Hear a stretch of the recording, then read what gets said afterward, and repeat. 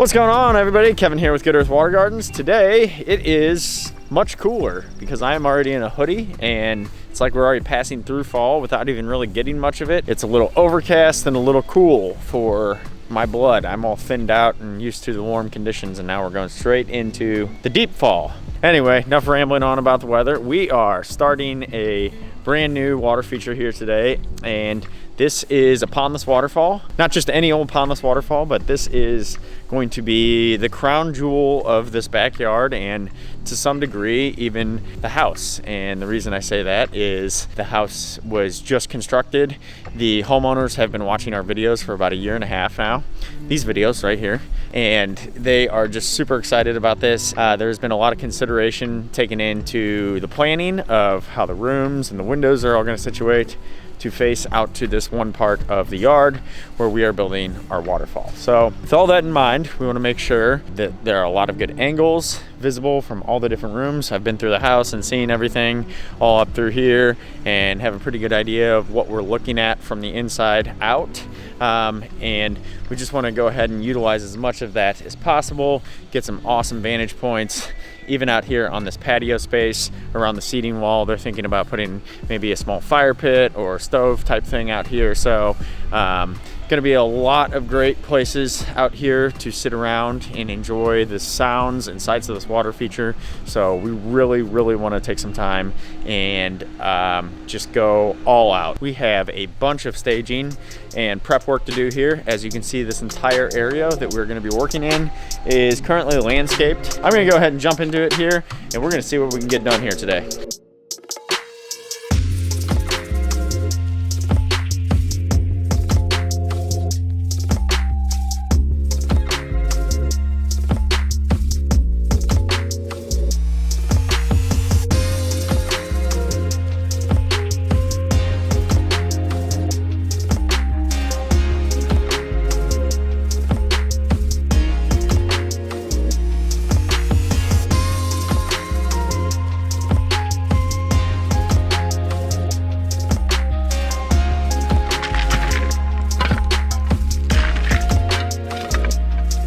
We got the reservoir right here. I don't know if you can see it.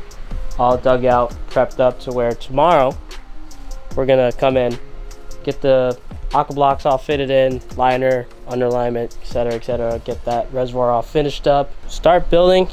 It is calling in for rain for tomorrow, so we'll see if we get to it. We have our rack, majority of it here. We have a second delivery for tomorrow. Kind of tired. We're gonna go ahead and wrap up. We'll see you guys for day 2.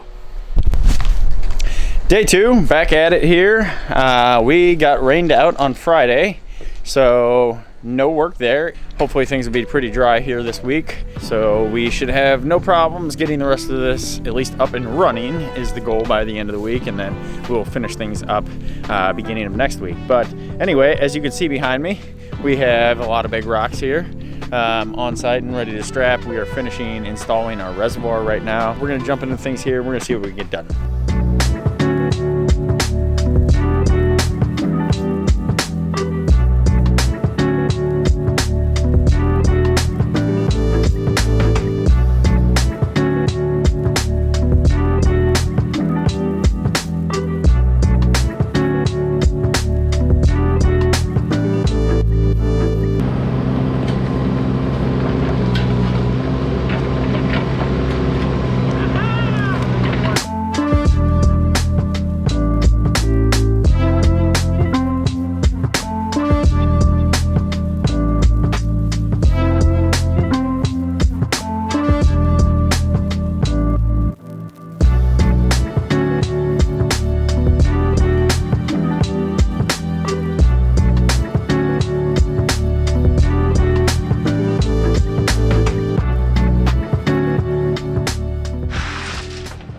All right, so something we want to keep in mind here is we have a couple downspouts that are running through here, and then there will also be an overflow from our reservoir here whenever we have a really strong rainfall and it fills up. The downspouts we are actually going to tie into the reservoir, so they will help keep things full. But in the event we have overflow, we're going to create a dry creek channel that's going to actually come through right here, and I'm going to create a little bit of an entryway for this drain. We have these drain pipes hooked up They're running behind the wall and out this way because we're building all of this grade up through here. We want to make sure that we leave a way for our water to get out. So I have 2 4-inch drain tiles. Second one is up underneath there. I need to get another little piece to extend it. Coming down through here, and they will lead out from the back side of our berm. That way we aren't trapping all of the water up on this side of the patio, forcing it to all run across the patio whenever it overflows. Alrighty, we are wrapping things up for today. We have our reservoir all rocked in.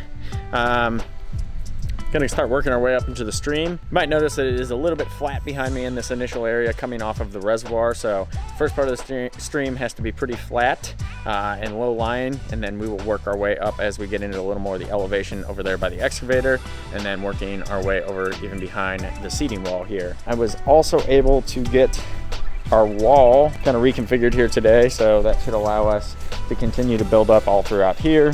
Our elevation built up to the height that we're looking at here to create our waterfalls and stream cascading back towards the house. I'm gonna go ahead and get on out of here for today. We will see you guys in a second. Day 3, back at it here. We've got all kinds of ruckus and commotion going on already here this morning. We already have a rock delivery here as well, so the big rocks are now on site. I know, funny, I say big rocks. We already have these back here, but we're going real big now. We are working our way up into the stream. First thing we need to take care of is getting our seam, continuing to grade our dirt and build things up so we can have our waterfalls facing back towards the house and the viewing area. And we should get to setting some of these rocks here today. So things should start to come together and take shape a little bit. Gonna go ahead and jump into things here and see what we can get done here today.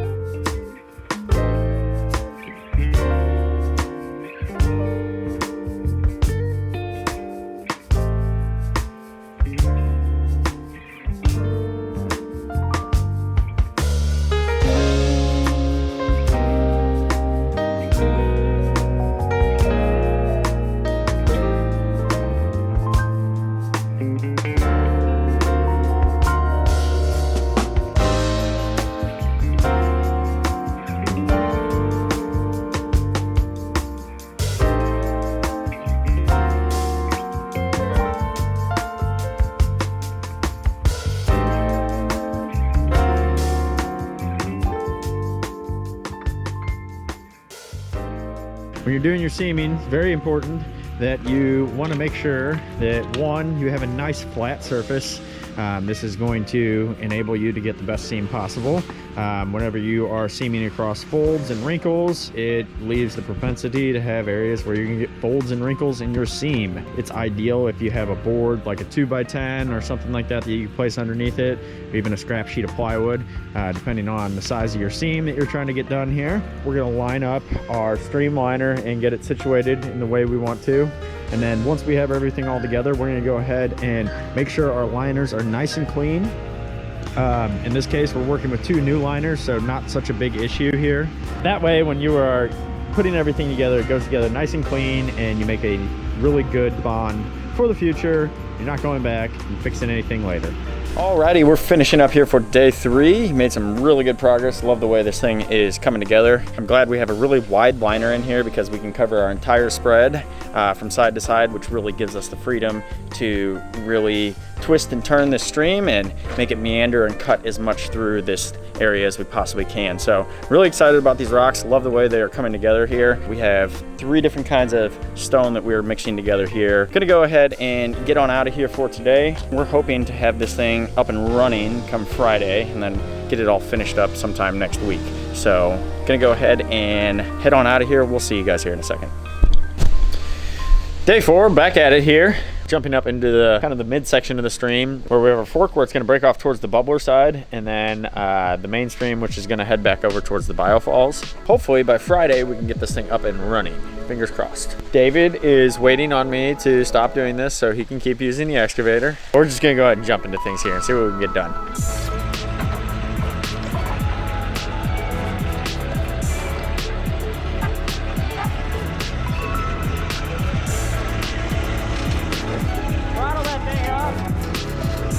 All right, so one of the advantages of working with a liner versus concrete is we have a flexible membrane for creating our barrier to contain our water within the system. So what I mean by that is I have this area where we had already kind of graded out our dirt, and this rock is a little bit bigger than what I want right here, and ideally what I want is for the waterfall to be more back in this area, so I have a little bit of a pooling area before coming over these waterfalls down here. So what I'm gonna do is go ahead and lift this rock up. We can cut back into this dirt right here and then reset our rock in the desired location, and that just allows us the flexibility to move things around and configure how we want to fit the rocks, rather than having a hard surface that we have to work against where it's just like, well, you have nowhere else to go with it at this point and you're just gonna have to make do, so or pick a different rock. So this gives us a lot more flexibility and the artistic freedom to do what we want here.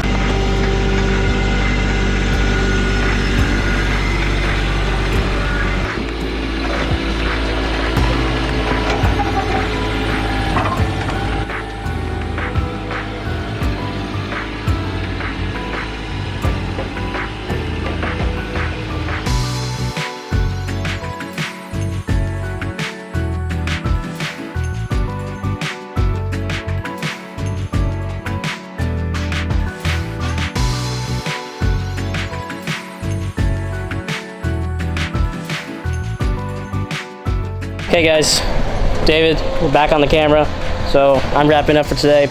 And yeah, so me and the guys are just kind of picking up some things, picking up the firewood. But other than that update, we got up to this little area up here. We're gonna start reshaping and building again tomorrow.